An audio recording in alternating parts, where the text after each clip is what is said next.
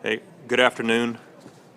I'm Nim Kidd, the Chief of the Texas Division of Emergency Management, joined by Major General Tracy Norris, the Texas Adjutant General, and Toby Baker, the Executive Director of the Texas Commission on Environmental Quality. Governor Abbott, obviously not with us today. He is at this moment convening an emergency meeting to address spikes in Texas energy bills. He's joined by several members of the Texas legislature, and look forward to hearing back from them after our press conference and after their meeting for their updates. I want to start quickly with a little bit of updates of our actions and efforts in support of local governments. Then we'll pass it off to the Adjutant General and the Commissioner or Executive Director Baker. Water distribution, bottled water distribution still seems to be our #1 priority. As of last night, we had ordered 9.9 million bottles of water through our federal partners. About 3 million of those were actually ordered yesterday afternoon. We've received 5.5 million bottles of water. 2.1 million have been distributed so far. We expect another million to be delivered today. We will keep that process going. We will continue to use every means of available transportation to get water out. We've also ordered 250,000 meals ready to eat, and we are ordering an additional 5 million that will be distributed. Those meals that we have are not in Texas, and they will get here. One of the reasons that they haven't been here already is because of the weather, frankly, and all the roads that have been closed. We'll continue to work with our local partners to provide their resource requests. I want to hit a few of the state agencies. Roads continue to improve. There's only a little over 1,000 road sections right now that are still affected. Department of Public Safety continues to patrol the roads. Texas Parks and Wildlife game wardens are out there still doing support to local governments. Texas Forest Service still clearing roads as well as patrolling roads and completed over 1,000 assistance operations. We still have 331 mass care or warming center locations open across the state. Those will stay open until people can safely get back in their home. And now that power is on, electricity should be returning. If there's still no running water in their home, we're going to continue to provide them a safe place to stay with access to safe water. Engineering Extension Services is really taking on a big role, supporting the warming centers, supporting hospitals with delivery of drinking water, coordinating refueling efforts for critical infrastructure generators, coordinating with the military department on aircraft support for drinking water distribution. The Texas A&M Task Force 1 and 2 were activated yesterday to support the Naval Air Station Joint Reserve Base and airlifts to Galveston and Corpus Christi. The Department of State Health Services continue to supply oxygen cylinders to hospitals and still working with FEMA for additional oxygen to come into the state. I do think the oxygen situation will improve as power comes back on, or power is back on. Health and Human Services Commission continues to support drinking water distribution as well. Animal Health Commission supporting our ag industries. Emergency Medical Task Force is pushing additional supplies to EMS partners. And then Executive Director Baker will talk about TCEQ. I hope that today, after we give you this briefing, we'll actually do a lot of good question and answer and really want to do some education. We want to take time to talk about the details of the process, and so we'll stay here with you today as long as y'all want to stay here. And with that, I'll turn it over to the Adjutant General, Major General Norris. Thank you, Chief Kidd. I'm going to quickly go over currently what we're doing and some of what we have done during the storm. Currently, we are flying aircraft and moving water and food to different places.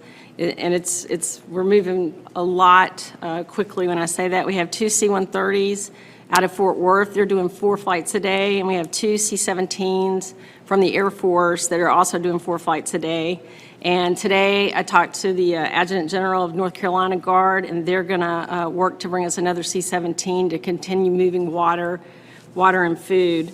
We have 8 UH-60 Blackhawks that are flying. We have 4 are flying out of Austin and 4 are flying out of San Antonio. And then we have 4 CH-47 Chinooks that are flying. And 2 are flying out of Dallas and 2 are flying out of Austin.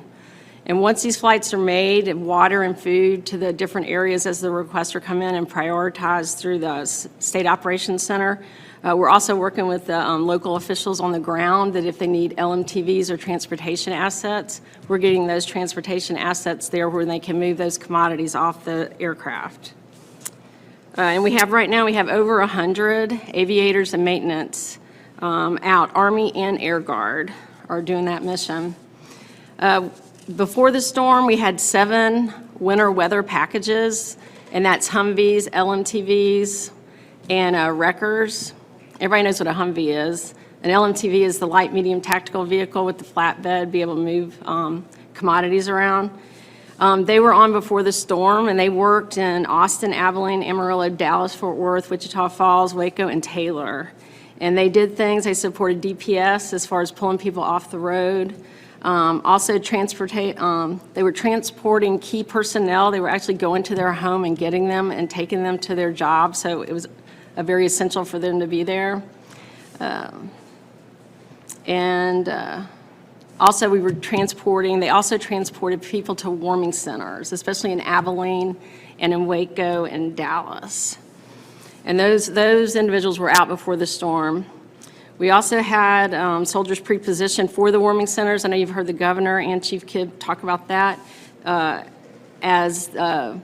time, as things change, if we need to move them to distribution centers, that's what we're going to do. Let's see. Also, we have ground transportation assets that are going to be in each of the 6 TDM regions to support the locals. We have over 200 Humvees and LMTVs that are there, again, transport water and commodities wherever they need to go. We have general support personnel out there in Dallas, Fort Worth, Houston, San Antonio, and Austin. And those individuals are wherever we need them to go, they're going to be plugging in with the mission. And currently also our priority right now, based on TDM, is to move water and food. The food banks that we were running, it was mainly for the COVID mission, but all the food banks that we are in are running for that mission, as well as additional food banks are asking for help, which we are also going to fill that need. And our regional support centers that we had in support of COVID, those regional support centers now are pushing water to the hospitals. With that, if you guys want to follow everything we're doing, because you got some great National Guard and State Guard Texans out there doing a lot of good things, you can follow us on Facebook, and it's Texas Military Department. You just go Facebook, put that, and then like it, and you will like it. And then or you can follow us on Twitter, and it's at TX Military. So there's a lot of good stuff out there and showing the good Texans. Again, these are citizen soldiers, and so supporting Texas, that's one of the jobs that we do, and they're out there doing it. And currently, and we're still growing, but currently we have over 3,200 soldiers and airmen out there on mission right now. And we are continuing to add people to the mission. And actually what happens is soldiers will call their armory to see if they're needed. We don't always have to call them, but they do show up. So I think it's good. Thank you, Chief. Thank you, General. I want to start by just saying I understand the public is extremely frustrated right now, and I understand your frustration. My family, my dog, my 8 chickens are on day 4 without water at my house. So we are Texans too, and suffering through the same thing that you are. I also want to make sure the public knows that the local utilities who are out working on their water systems right now are working 24 hours a day to get your water back up and running. And we are right there with them, trying to provide as much assistance as we possibly can. So quick update on where we are with the numbers. Due to lack of power, frozen pipes, high use at certain times, we are now we've seen the number of systems go up that are reporting issues. We're at 1,445, so that's gone up since yesterday. However, we've seen the total population being impacted by that go down to about 14.3 million, where it was 14.9 million yesterday. So it seems like last night we may have seen some stabilization in the water systems across the state. The number of the number of citizens who are experiencing no water or non-operational systems dropped from 352,000 to 156,000. So we've seen that almost cut in half, which is great news. We've also seen 64 boil water notices rescinded. So I think that my hope is we're going to be tracking this, that we've hit sort of the worst and we've stabilized, and now it's just sort of getting out of the hole that we're in. As the governor mentioned yesterday, we set up a phone bank. Public water systems in the state of Texas, or any system that has more than 15 connections. So these aren't necessarily like the size of Houston or the size of Austin. These are rural connections and rural water systems as well. So we've set up a phone bank to assist with finding lab space and with technical questions. So if you are a public water system operator and you're trying to find your contracted lab is not open, you can call our phone bank and we will connect you with a lab where you can take your samples to lift your boil water notice. If you have a technical question, we will find the right answer for you as well. So that's up and running. It's up from 7 in the morning until 10 o'clock at night on a daily basis. And we will keep that, we will stand that up until it is not needed anymore. We currently have labs set up to run all weekend as well. So as the samples come in to lift these boil water notices, labs are ready to take them. We've worked closely with our partners at EPA, and we have 3 mobile labs that are going to be set up across the state. We have a number of river authorities who have agreed to keep their labs open. The state of Arkansas has offered to help as well. And then our larger municipalities, many of them have their own labs, private labs that they use, and they've offered to allow the surrounding communities to use those labs. And the city of Corpus Christi at no cost has offered that, which is really it's really great to see some of these larger municipalities step up and help out their neighbors. Right now, we have the capacity in those labs to handle the samples that are required to lift boil water notices. We ran some numbers last night, and so we feel pretty good that we're in a good place there with all the additional labs that we've brought online. I'd like to talk, I know that we've talked every day about water. I'm going to shift just for a second because we haven't had time to talk about some of the other things that we do as an agency. As you know, we monitor the air across the state of Texas, and we have a number of petrochemical industries that have shut down because of the extreme weather, and those facilities will be starting up over the course of the next week. In order to be prepared for that, we have staff already in the field. We had a number of air monitors that went down because of the cold weather. They didn't have power. We have staff in the field getting those up and going now. We have staff in the field doing handheld monitoring. Our goal through the startup of these large facilities all along the Gulf Coast is that we will have data from before, during, and after the startup of those facilities. So we have staff in the field doing that right now as we speak. We also handle waste in the state of Texas, and I think a lot of homeowners, probably cities, organizations, businesses, a lot of folks are probably going to be asking questions about waste. What do I do with all the waste? In some ways, we're seeing some parallels between what we're experiencing here and hurricanes. And as you know, we're used to dealing with hurricanes. We're not necessarily used to dealing with blizzards. And so, what do you do with your drywall if you had a pipe break? What do you do with your carpet if it's been soaked because you had a pipe rupture? We have all of that available on our website, guidance documents about what you can do and how you separate that.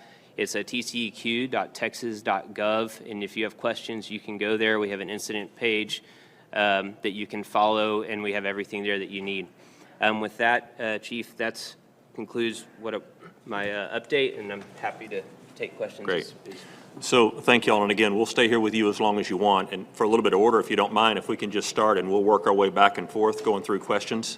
Y'all okay with that? Good for you? Fox News, ma'am, any questions? You want to start, and we'll work our way down the list? Okay. All right. Wes?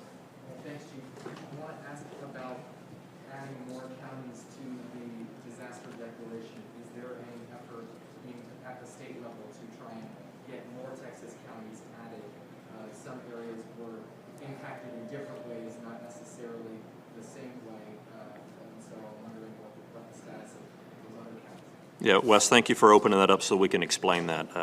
I think everybody's aware that Governor Abbott asked for a major disaster declaration for all 254 Texas counties for both individual assistance and public assistance. And I want to take a little bit of time to try to explain the difference between the two, what the White House granted us, and then what we will continue to do to get closer to what Governor Abbott asked for. And so first, individual assistance is FEMA funds that go straight to homeowners and renters. And there's a cap on those funds. Right now, the cap is $36,000 for IA, and then another $36,000 for other needs assistance. We refer to that as ONA. Now, the people in the 77 counties that were declared will need to start registering with FEMA, and as you know, early this morning, over 1,700 had already successfully registered. We believe that number will continue to grow. And we want those in those 77 counties to upload their information and report to FEMA as fast as possible. I also want to take a point to show you the QR code behind us, and we'll make sure you get that link. That is a system that we've developed in-house here at TDIM, so kind of like your auto insurance is right now, where you can take a picture of your claim and send it in. We've built this system so that homeowners and renters across Texas can report to us their damages so that we can much faster report that information back up to FEMA. We do want all 254 counties added.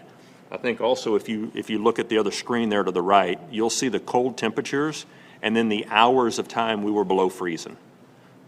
Most Texans do not winterize their homes. It would be counterproductive into the hot months that we have. And so we know that there are a lot of broken pipes out there, and using this QR code and the system that we have, that will help us track that information and more accurately report that information. On the public assistance side, the governor asked for all categories of public assistance. What was granted was Category B, the emergency protective measures. What we will have to do now in order to get to full all 7 categories is actually do damage assessments with all 254 counties to show the amount of debris that has or will be generated, to show damage to infrastructure, to water, to electrical systems, to roads, to schools, to government buildings, to all of the utilities that are out there and parklands. We will have to show county by county, dollar by dollar, to show that each county exceeds its thresholds. Now, in my opinion, I don't think we will have a county that does not exceed its threshold. But the decision from our federal partners was to actually go through and count these county by county. My commitment to all of the Texans out there is we will do our part to make sure that we get you added on. Yes, sir. To kind of go off that, do you know what exactly the White House, what criteria the White House went to decide which counties get the individual assistance? And I guess what steps are the state taking right now to educate folks in these areas that have the individual assistance to give them the education to apply for it and all that kind of stuff? Yes, sir. It's not, the criteria that is used is written in code. It's 44 CFR. So you can go through there and see what they normally look at. The actual data sets that FEMA and the White House use to make this declaration at this point, we're not aware of. They generally, as a rule, don't share that level of detail with us. But again, they're committed to helping us go through the process for the other 177 counties to make sure that we get those added on. And I didn't hear the second part of your question. I guess what steps does the state need to take right now to educate folks in the counties that are approved for individual assistance to go ahead and apply for it, like how they need to apply for it? And so there is the number that FEMA put out on their website, disasterassistance.gov is the website they can go to. There's an 800 number that we'll share with you that they can call and register. And then for those that were not in one of those 77 counties, I need your help getting this QR code out so they can start filling out that data.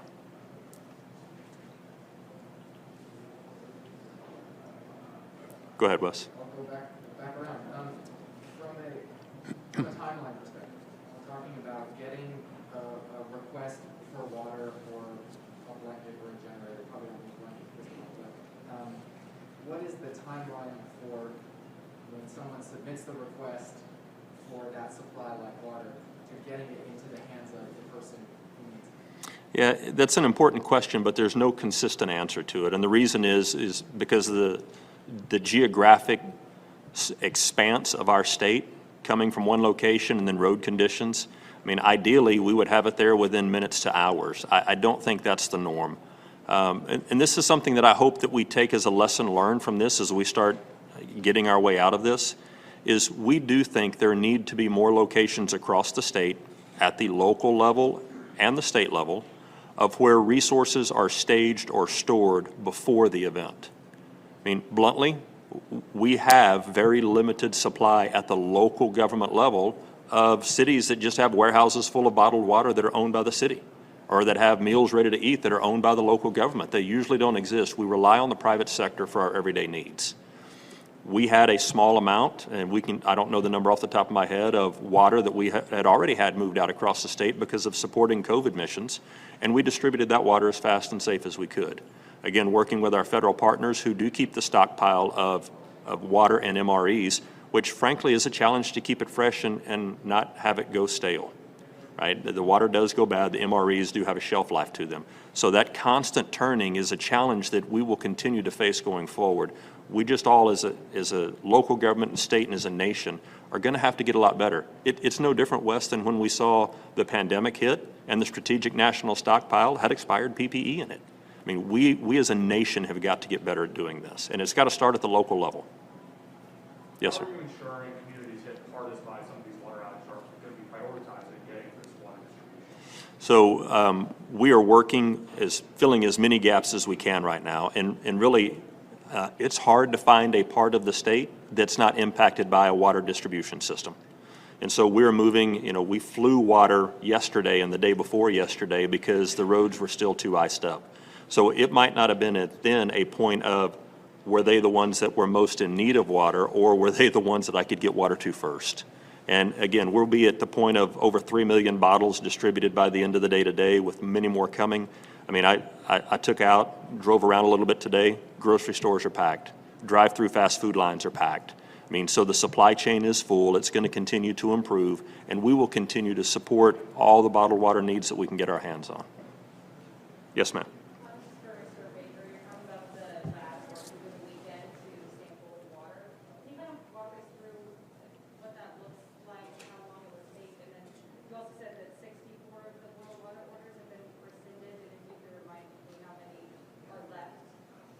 Right. So I'll start with the labs. So when a boil water notice gets put into place, there's several reasons for that. So if a pipe breaks and it causes a drop in the pressure, you have to think about those systems are usually closed to the air, closed to the dirt. Pipe breaks, that stuff gets into the system and can contaminate it. Or if there's a lack of power and they lose pressure, what happens there is that the water actually will flow backwards into the system. And so you may have stuff that's the pressure inside the system keeps it safe because it pushes, I guess kind of the bad stuff to the ends of it. But a simple explanation would be something like a front yard sprinkler system. So the pressure drops, a backflow prevention device fails, and then that water that might be sitting in there flows back into the drinking water system, which can cause all sorts of issues. So what you have to do is you have to then flush the system, make sure that the integrity is good, but then you have to test the system, and you have to test it for bacteria, and that's where the labs come in. It takes about 24 hours to run those samples because you have to grow cultures, and then you have to sort of see what the water looks like at the end of that before you can clear the actual system. So once they get to a point where it's testing, you've got about a 24-hour window at that point. So that's why the labs are so crucial in this chain of getting those boil water notices lifted as soon as possible. So we have 64 that are out, but we still have about 1,400, a little bit more, 1,445 that are still being impacted in some form or fashion, with, it looks like 1,318 that still have a boil water notice in place at this. That number is, those are each like individual systems that need to be individually tested. That's correct. And remember, so we have about 7,000 public water systems in the state of Texas, but as I said earlier, the interesting thing is that a public water system only has to have 15 connections. So in some places with Texas, very rural, we're talking about pretty small water systems. We're not necessarily talking about something as sophisticated as a Houston or, Fort Worth or Austin or San Antonio. And so that's really where our phone bank comes in, is to really try to find connections for, those systems if they need the assistance to get to those labs. Sorry, and so can you say how many labs are working to do this? Over the course of the weekend, I think that we have at least 79 that are going to be working throughout the weekend. So they're open right now. And then we'll have at least 92 that are qualified to run. The challenge is the weather created issues for the labs too. just like I think it created issues for everyone trying to get to where they needed to be. But right now, the capacity that we have with the labs, based on our calculations, would say that we have enough space to be able to run the samples that we need to as they come in. Mr. Baker, a question for you. What do these water issues that we've seen over the last several days, I guess, say about the state's water infrastructure right now? And is there a need to change anything specific to bolster that? Yeah, so I think that I want to take one step back and look at this for a second from just a historical perspective. We've never seen a weather event, a winter weather event like this in the state of Texas in recorded history that I'm aware of. So our systems, water systems, are really built for heat, sort of to the chief's point about homes being winterized here. We saw multiple sort of failure points. So for example, a water system may have power that runs it, and then they're required to have backup power. But when the primary power provider doesn't have power, but then the backup power provider also doesn't have power, that's an issue. The generators are maybe heat generators, so built to run in the middle of the summer when it's really hot outside, not necessarily built to run when you have 5 to 7 days of extremely cold temperatures. And so this has been a huge learning experience. We didn't have these issues. I'm not aware of ever having issues of this magnitude from a water system standpoint in the history of the state. So we are not going to let this event, we're going to take full advantage of this event to learn.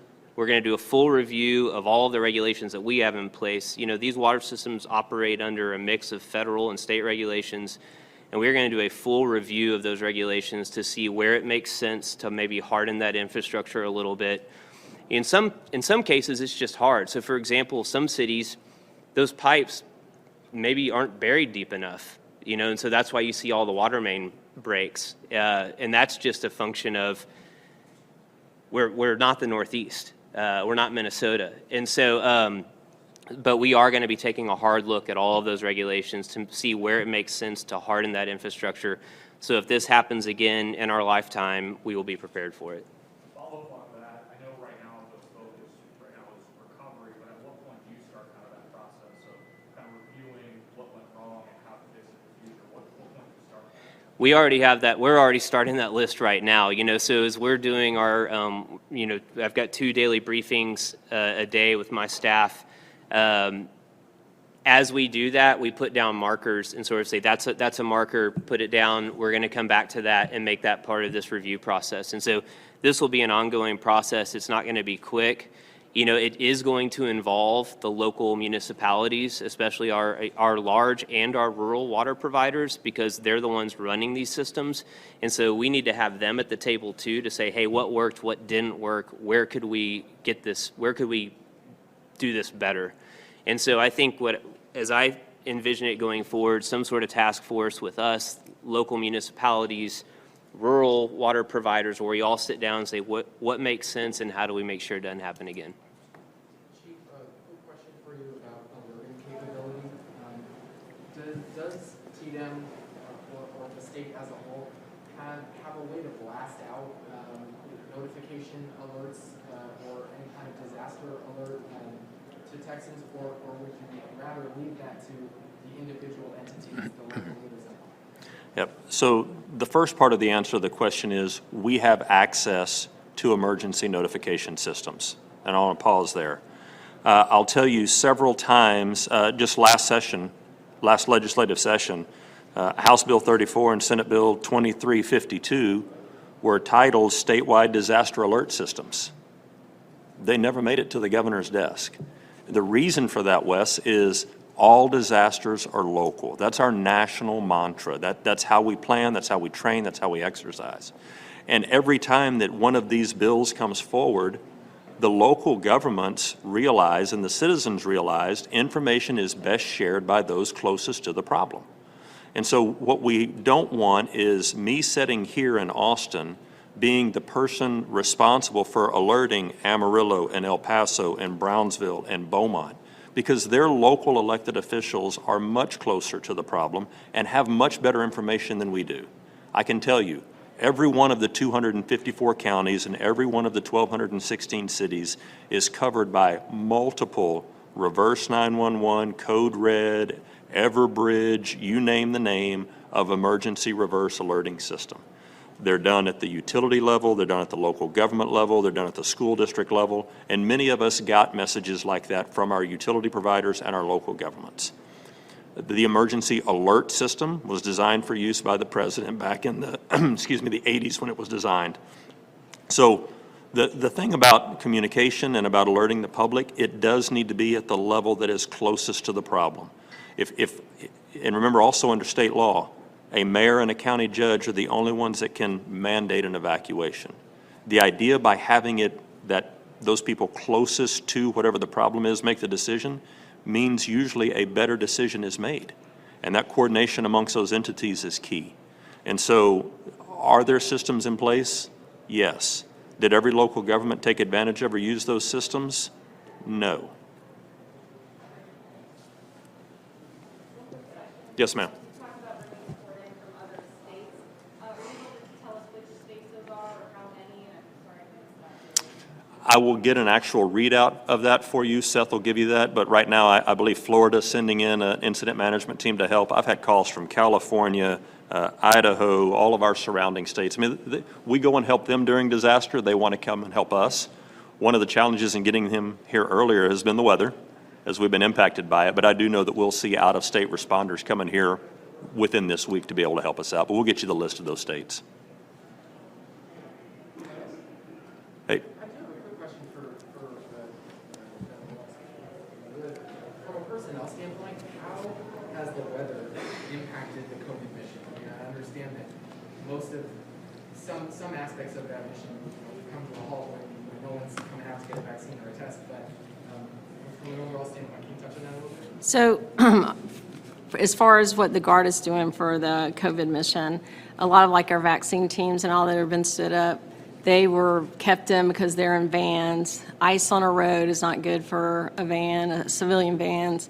But the food banks, where we're supporting the food banks that could stay open, our soldiers stayed there, soldiers and airmen stayed there running the food banks, as well as on our regional support centers I mentioned. What we did was we flipped some of what they were doing and started sending water to the hospitals.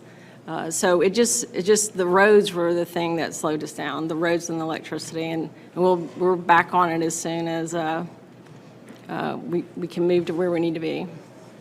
I guess the final thing again is please share that QR code. Help us get that message out so people can, in homes and apartments, rented or owned, help us get that message out to have them report their damages to us. And again, thank y'all for all that you're doing, helping us get this message out, and y'all be safe on the roads.